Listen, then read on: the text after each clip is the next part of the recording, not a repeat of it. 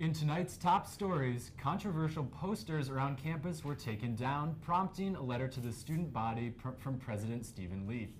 And homecoming events are taking place around campus. I'll have your full Cyclone Sports report, including news from football, tennis, soccer, and more. And it was another nice fall day out there. Coming up, we're going to talk about a warm-up coming up in the future. We'll have all the details on that later. Newswatch starts now.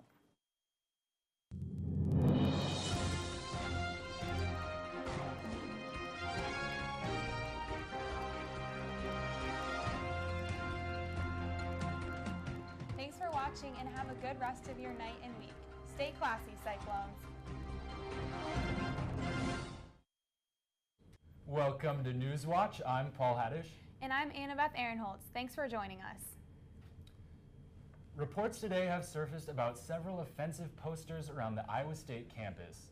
The posters referencing white heritage depicted historical messages that could evoke feelings of bias or racism.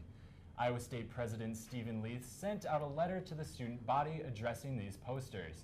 He also reminded students that free expression is fundamental as long as it is within the ISU ground use policy and against racial discrimination and harassment.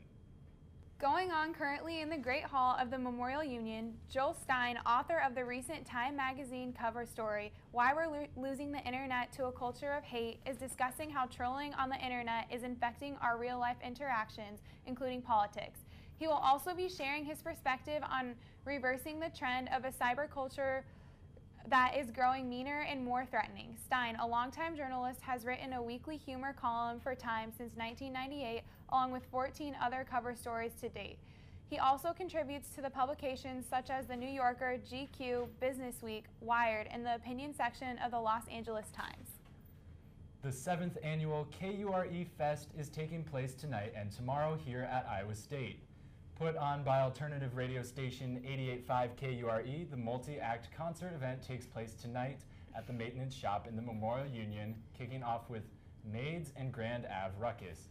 Tomorrow we'll see headliners Max Jury, the Maytags, and Neon Indian headline in the Great Hall. The event is free of charge and open to the public. An hour ago, the Greek community wrapped up a 2-hour treat-filled and family-friendly trick-or-treating event on campus in the Sheeman building. All children, grades K through 5, and their families stopped by for trick-or-treating and activities including bag toss, limbo, goo making, pumpkin painting, and more. Children and parents dressed in Halloween costumes and participated in a costume contest where prizes from local businesses were awarded to the best costumes in certain categories, such as funniest, scariest, cutest, and most creative. A little earlier than that, the community of Ames wrapped up their own trick-or-treating event. Children dressed in their costumes and went to various businesses in the Somerset area to fill their bags and buckets with goodies. The event was held from 2 to 5 p.m. with a couple hundred children showing up to the more than 20 businesses in the northern Ames area. This is the second year that it has been held, and with Somerset growing, more are expected in the following years. Just a reminder, the official citywide trick-or-treating event will take place on Monday the 31st. With all the renovations going on with Bessie Hall, you might not know about its hidden gem. Our own Paul Haddish investigates this. The roof of Bessie Hall may look ordinary from the outside, but inside there's over 12,000 feet of tropical paradise. Pressing the R button on the elevator in Bessie Hall will take you to the secret rooftop greenhouse. The indoor heated environment contains over 600 different species of plants that thrive there year-round. People can go to the greenhouse to walk around and observe the exotic plants, which makes for a nice winter getaway from Iowa's climate. We come up here probably at least like once a month. I try to once at a least. month. It's cool though because you can learn about a lot of plants that you wouldn't otherwise see growing in Iowa's natural environment. So it's a good learning opportunity. You don't really get a chance to do that otherwise. So I like to come up here because I'm a horticulture major and I'm just interested in plants in general. So it's cool to see the different taxonomy and how plants are related to each other and whatnot. The greenhouse is open free to the public Monday through Thursday from 8 a.m. to 4 p.m. and Friday 8 a.m. to 2 p.m. For ISU TV, I'm Paul Haddish. Just be courteous to the construction on the building when you go visit. An Iowa native will be embarking on her third mission to the International Space Station. Peggy Whitston of Beaconsfield made history in 2007 as the first woman to be the commander of the space station, and will make history again as the first to have been commander twice. She is considered the most experienced female NASA astronaut, having totaled just over 376 days in space. The latest space mission is expected to last 5 months, and Whitston's crew will be conducting more than 250 research experiments. Her spacecraft will launch from Kazakhstan on November 15th. Events this week have been leading up to the 2016 ISU homecoming game coming up Saturday morning, and tomorrow adds to the action-packed week. Students can grab beverages, treats, and enter prize drawings at the ISU Alumni Center and attend an award ceremony at Benton Auditorium in the Sheeman Building. Afterwards, students can enjoy the homecoming celebration and pep rally held in the ISU Alumni Center from 5 to 9 in the evening. The Greek community will be showing off their lawn displays and campus decks. Towards the end of the night, there will be a pancake feed for $3 a person on Central Campus from 10 p.m. to 1 a.m. with mass campaigning and fireworks at midnight. Make sure to stop by these events on campus to get pumped up for a Cyclone victory. Iowa State's homecoming includes many traditions, but none quite as unique as Yell Like Hell. ISU TV's Brianna Campbell has more.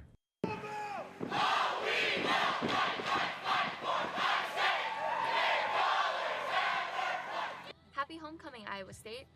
Echoes can be heard across campus as Yell Like Hell second cuts were underway this Wednesday. Joined with campaigning and food on campus, Yell Like Hell is a homecoming tradition unique to Iowa State. I think the easiest way to describe Yell Like Hell is kind of just about the wackiest celebration you'll ever see. It's a 5.5-minute skit put on by different groupings here at Iowa State. You get to get all painted up from head to toe, usually in cardinal and gold, and put on a skit that includes different chants, the Iowa State fight song, usually a stomp, and then fills around the Iowa State homecoming theme. And it's just a crazy, like it sounds, yelling like hell while doing all their different chants, all your stomps, everything, just massive craziness. It's amazing. The competition starts out with 14 pairings, narrowing down to 8 after first cuts, and the final 3 are chosen after second cuts. 3 will move on to finals, and they get to, I'd say the big first thing is you get to perform at the pep rally Friday night. This year, non-Greek students were also invited to join in the jumping, yelling, stomping, and chanting that go along with the fun of Yell Like Hell. Hell finals at the pep rally placings will be awarded on Central Campus. After the break, we'll have more on who one of the top Black Lives Matter activists has officially endorsed for President of the United States. And hear how authorities stirred up a Dakota Access Pipeline protest. Stay tuned, you're watching Newswatch.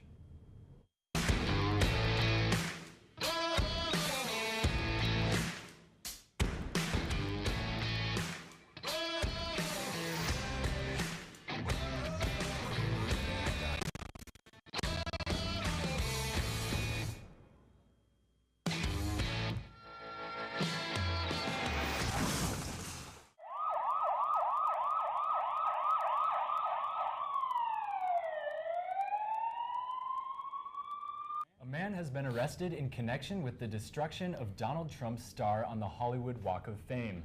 Jamie Otis was taken into custody early Thursday morning on suspicion of felony vandalism. Witnesses reported that Otis had dressed himself up as a construction worker and destroyed the star with a pickaxe early Wednesday morning. Otis told several media outlets that he intended to remove the star and auction it off to raise money for the 11 women accusing Trump of groping them, which strikes a personal note with Otis. Donald Trump received the star in 2007 for his work on the television show The Apprentice. A top Black Lives Matter activist revealed his pick for the 2016 presidential election. DeRay McKesson is a prominent voice for the movement and voiced earlier today that he's with her, Hillary Clinton. McKesson says that this choice comes from Clinton's strong platform on racial justice and equality. He doesn't agree with all of Clinton's policies, particularly some that deal with mass incarceration of inmates. However, he was quoted as saying, "I agree with her more than I disagree with her." He was also quoted saying that Trump would lead society to grind black and brown folks even more than it already does. The endorsement follows a year's worth of meetings between Clinton and McKesson. BuzzFeed has deemed it one of the most coveted endorsements in Democratic politics. Scientists are planning to release an army of millions of modified mosquitoes in areas of Brazil and Colombia. They say their approach is to provide protection against the mosquito-borne Zika virus. The modified mosquitoes are infected with a bug that reduces their ability to spread Zika and other viruses to humans. The $18 million project is funded by an international team of donors, including the Bill and Melinda Gates Foundation. The plan is aimed to start in early 2017. Protesters and authorities clashed today in North Dakota over the ongoing territorial issues surrounding the Dakota Access Pipeline. According to authorities, nearly at least 16 protesters have been arrested, with 100 protesters removed from camps set up on Native American tribal lands after engaging in unlawful behavior by setting up illegal roadblocks and trespassing on private property.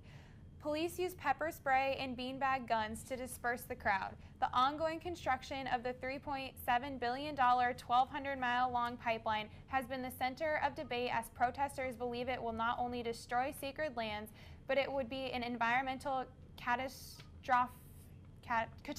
as well. A manhunt is underway for an Oklahoma man who is suspected of killing 2 relatives and having a hit list that targets several others. Michael Dale Vance Jr. has been wanted since Sunday in connection to the murders and a string of shootings. Authorities say that they believe Mr. Vance filmed 2 Facebook Live videos during his run from the police. Vance has a criminal record that includes sexual abuse of a 15-year-old girl. He was last spotted early Monday morning, about 30 miles from the Texas border in western Oklahoma. The girl from Afghanistan who is featured in one of the most iconic news photographs is currently sitting in a Pakistani jail. Green-eyed Sharbat Gula made the Afghani refugee crisis a story known worldwide when her photograph appeared on the cover of National Geographic in 1985. The Afghani refugee crisis refers to the mass migration of Afghanis to Pakistan to escape a civil war in the country in the 1980s. Now Afghanistan is attempting to make a mandatory return of refugees. Gula had illegally obtained paperwork to pose Pakistani citizen and not an Afghani refugee, leading to her imprisonment. The Philadelphia 76ers held a team meeting that may take action after the organization canceled a national anthem performance by a singer wearing a We Matter jersey. Sevyn Streeter was told by the team that she could not perform due to her slogan on her jersey. That was minutes before she was slated to go out onto the court. In wake of the event, a member of the 76ers dance team was asked to sing instead. Streeter, who has some songwriting credits for artists such as Chris Brown and Ariana Grande under her belt, said she was very angry and upset both about being replaced and not being able to showcase her message that she said cannot be ignored. Well, it's getting colder and colder out there, Zane. What can we expect in our weather forecast? Well, if you thought today was cold, you are going to enjoy tomorrow because some places out there are going to be touching on 80 degrees outside. So all those homecoming activities can be pretty warm. We're going to have all the details coming up after the break.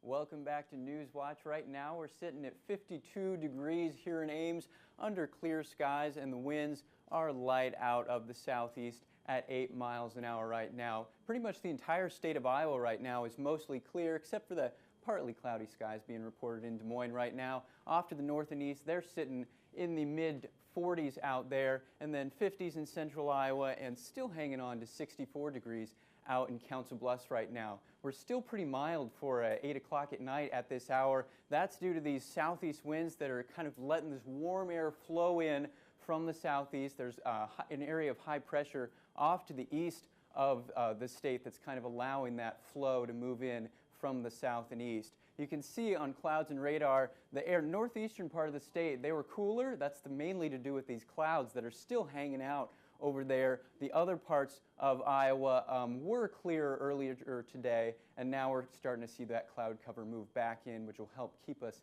a little bit warm as we move through the overnight hours. So as we look at Futurecast here, there is that high pressure, if I get out of the way for a second, off to our south and east. That's going to kind of continue to move out of the region. This warm front is going to move across the state. As we move through tomorrow, that's going to allow plenty of warm air to really pump in from the south. And then as we get through tomorrow into Saturday, we're going to drag a weak cold front across the state from the northwest. That's not going to really affect our temperatures as far as really making it cold, so to speak, but it's going to bring us back down from really high temperatures to more average temperatures as we get into the earlier part of your weekend. So lows tonight across the state, mid to upper 40s across northeastern Iowa, 50s in the middle part of the state, and then mid to upper 50s in the west. And when we get into tomorrow, the heat really starts to move in. 79 in Des Moines. Keep in mind, this is the end of October, okay? So this is really 20 degrees above what we should be at for this time of the year. Tonight here in Ames, low of 50. Those clouds will move in, help keep us warmer than normal overnight, and then those winds will stay calm out of the southeast, just a light breeze. As we get into tomorrow, clouds will be in the area as we start the day, and then we'll have plenty of wind gusting from the southwest, 15 gusts, maybe up to 25, 30 miles an hour that are going to help pump in that warm air, bring us up to a high of 79. Like I said, some places could touch 80 degrees tomorrow. So it'll be plenty warm even on Friday night for all of those homecoming activities when you're out and about. If you're headed out to the homecoming game on Saturday, Kansas State's coming to town. Kickoff at 11 a.m. It'll be 64 degrees at that hour, so it'll be a nice, comfortable temperature, not too bad. You can see that'll be a little bit of a cool down compared to where we're going to be at on Friday. And then if you're headed out tailgating, it'll be in the low 60s for that time, so it'll be a nice, comfortable day for college football. As we get to your extended forecast, there's that up high of 71 on Saturday. As we move into Sunday, a little bit of cool down to 62. Still plenty warm for this time of year. Monday, we jump back up to 79 again. We go back down on the temperature roller coaster on Tuesday with a chance of rain, and then we moderate and skies clear out on Wednesday and Thursday. Stay with us. Sports is coming up after the break. Welcome back to Newswatch. I'm Taylor Mankel here with your Cyclone Sports Report. We start off with tennis, as the tennis team will wrap up their fall season this weekend at the SIUE Indoor Invite. The 7-match fall season has been one of great success and growth for Iowa State as they continue to make strides, including some standout performances from last week at Colorado State, where Maddie Cancini won the event and sophomore Regina Espandola finished as runner-up. This event will be the first Iowa State will be able to play their whole roster. Matches will start on Friday and conclude on Saturday. Another team that will be concluding their regular season this weekend is the Cyclone soccer squad. The 10-6-1 Clones have shown tremendous improvement this season over last, especially on the road. They're coming off 2 impressive road wins, most recently in Cedar Falls against rival UNI, and before that, a 1-0 overtime win against number 24 Baylor in Waco. ISU will close the regular season in Lawrence against now 25th ranked Kansas Jayhawks. The weekend for the cross-country team, a big weekend for the cross-country team, as they will travel to Lubbock, Texas for the Big 12 Championships. Both squads, men and women, are in similar positions entering this weekend, as both are the second highest ranked teams in the conference. The women were expected to be near this position throughout the season, while the men have been outperforming expectations the whole year. First race will start at 10 a.m. on Saturday. Volleyball bounced back from a set 1 loss against Kansas State yesterday, winning in 4. This win is the 4th in Iowa State's last 5, improving their record to 12-9, 4-5 in Big 12 play. Morgan Kurt and Samara West led the way for the Cardinal and Gold with 13 kills apiece. The defense was solid as well, with Haley Hilligus leading the way with 27 digs, and reliable Jess Shaban contributing with 12 kills and 16 digs respectively. The Clones play next on Wednesday at home against West Virginia. That game will be televised on Cyclones.tv. And lastly, football will try and bounce back after a tough loss to Texas last week as they host Kansas State for this year's homecoming.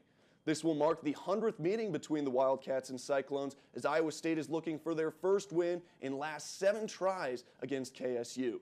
They're coming off a big win at home against Texas, and Iowa State is coming off a much-needed bye as head coach Matt Campbell is still in search of his first Big 12 win.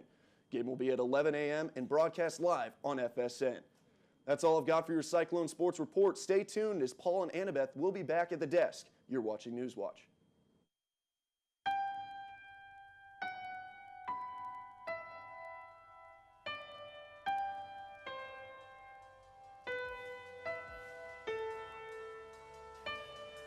When I was a young young boy, my father took me into the city to see a marching band. He said, "Son."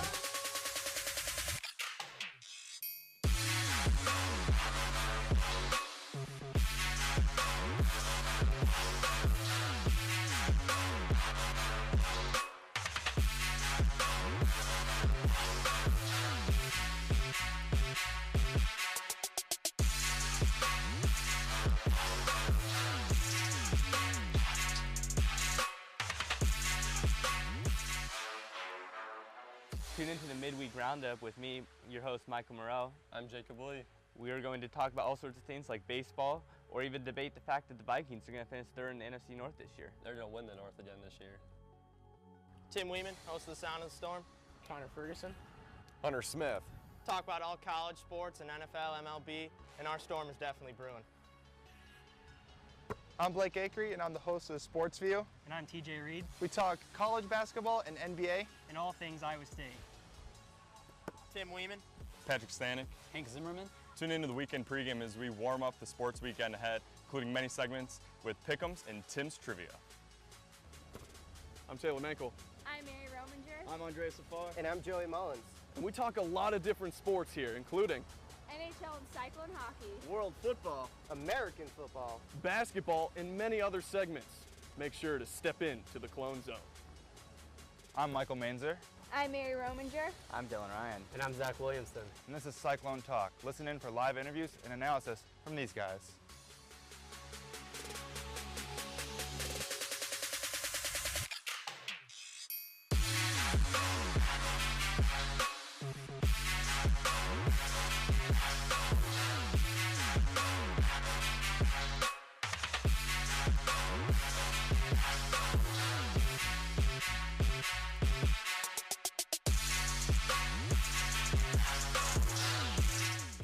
Welcome back to Newswatch. In some lighter Halloween-related news this evening, a man was arrested on Monday in Portland, Maine for blocking traffic dressed as a tree. This man stood in the middle of downtown traffic as what he claimed to be a type of performance art. He stood covered in leaves that made it look like a very realistic-looking tree. When police were informed about this man dressed as a tree standing in the middle of an intersection downtown, they arrested him for obstructing a public way. If you're looking to win some costume contests this weekend, take a few pointers from this Burger King in Queens that dressed as a McDonald's. They covered the Burger King sign with a sheet, cut out some eye holes, and spray painted their rival restaurant's name on it. As if that wasn't enough to make patrons laugh, they added a sign below it that read, "Just kidding, we still flame grill our burgers." Burger King has a history at poking fun with its competitor. In 2015, the company proposed the McWhopper, which was firmly rejected by McDonald's CEO.